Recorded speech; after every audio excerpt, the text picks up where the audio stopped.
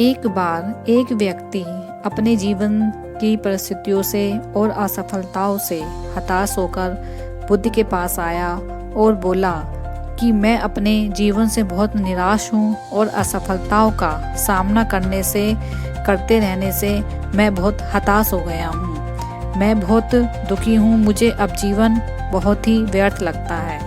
तब बुद्ध ने कहा कि कई बार जीवन में ऐसे क्षण आते हैं कि हमें लगता है कि हम आगे नहीं बढ़ पाएंगे, हमारा मन बहुत व्यथित होता है और हमें जीवन हमारा व्यर्थ दिखाई देता है। लेकिन याद रखना, हमारे जीवन की जो असली बाधाएं हैं वो हमारे विचार होते हैं, ना कि परिस्थितियाँ।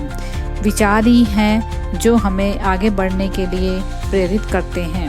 दृढ़ मनोबल और सम्यक संकल्प लेने से हम अपने जीवन में आगे बढ़ सकते हैं। सम्यक संकल्प ऐसा रहता है कि जो असंभव को भी संभव बना सकता है। और अपने जीवन में इन 3 बातों का ध्यान हमेशा रखें। पहला, खुद पर भरोसा रखें।